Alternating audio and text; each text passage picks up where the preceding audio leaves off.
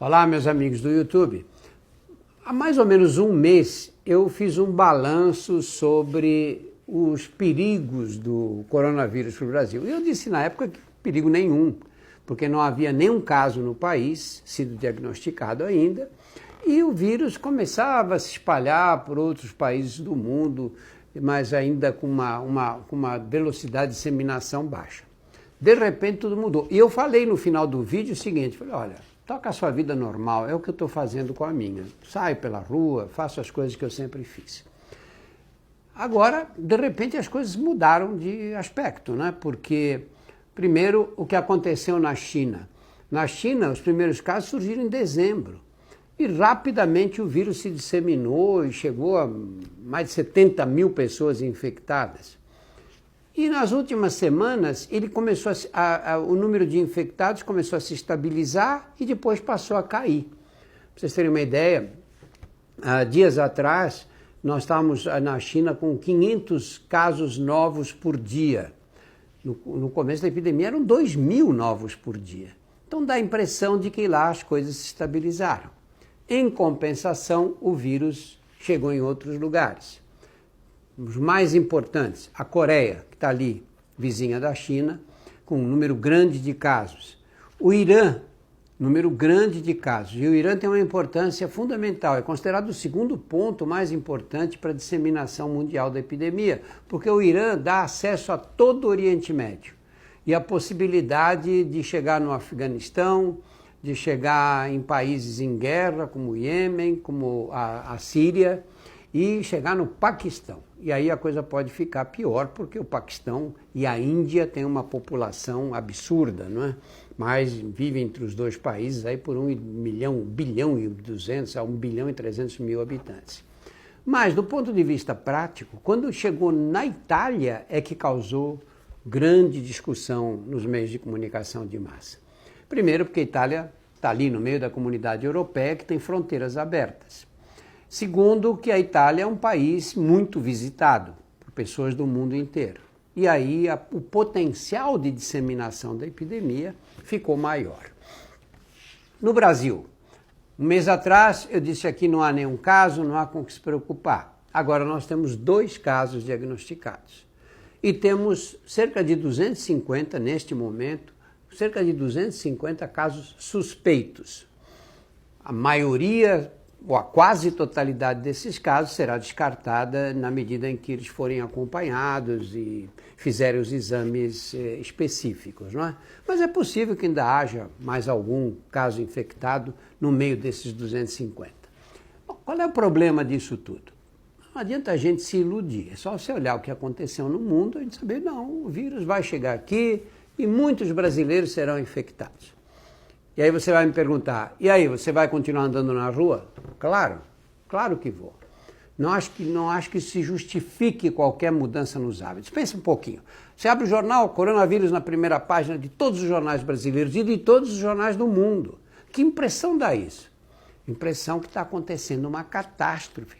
Vem aquelas imagens que a gente ouviu falar da gripe espanhola, que as pessoas, minha avó contava que no Brás, onde a gente morava, as pessoas punham os corpos dos cadáveres na porta, na calçada, e aí passava uma carroça que ia levando todos para enterrar em cova rasa. Isso nunca vai acontecer. Primeiro porque esse vírus não tem esse potencial. De cada 100 pessoas que pegam o vírus, 80, 90 pessoas têm um resfriadinho de nada. E existe um pouco mais de letalidade nas idades mais avançadas. Na epidemia chinesa, abaixo de 10 anos, nenhuma criança morreu. Nenhuma, 0. Na faixa de 10 a 40 anos, de cada 1.000 que pegaram o vírus, 2 morreram. Vou repetir, de cada 1.000, 2. E a gente não sabe quem foram esses 2, se eles tinham problemas imunológicos, se eles tinham doenças associadas, se eram fumantes que tinham lesado o pulmão, a gente não sabe. A mortalidade vai aumentando depois com a idade.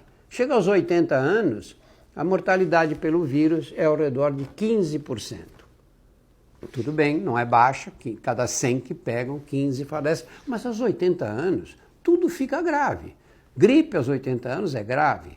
Dengue é grave. Chikungunya, tudo fica mais grave depois dessa idade. Além do que a mortalidade depois dos 80 anos aumenta sozinha, não precisa de vírus nenhum para ajudar, não é? Então essa é a realidade.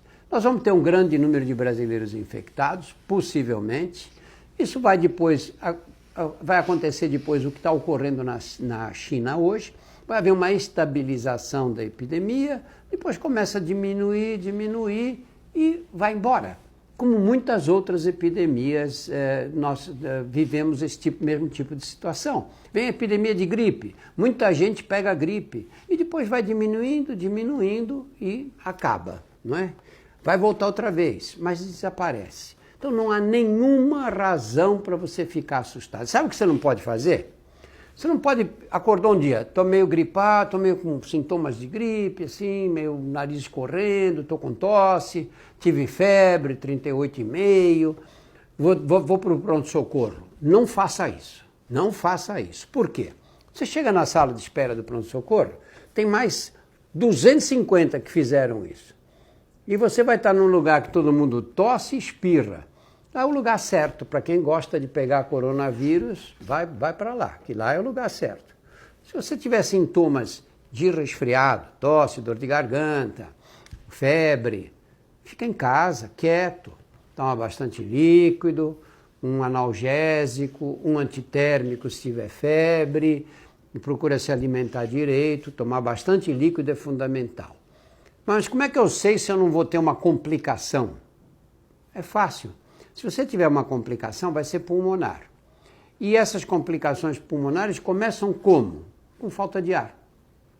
Você vai subir uma escada, vai ver que está respirando de um jeito que você nunca respirou. Aí se você tiver, perceber que começa a ter falta de ar, começa a ter fôlego curto, aí sim, aí você tem que procurar ajuda para fazer o diagnóstico e tratar. E mesmo que você tenha isso, a mortalidade ainda é muito baixa. Então não há razão para preocupação excessiva, para ficar comprando máscara, álcool gel, estocar em casa, porque isso vai faltar depois para os outros que vão precisar mais do que você. O que você precisa fazer é ficar atento, se pegar o vírus, fica em casa. Se tiver falta de ar, aí procura o hospital.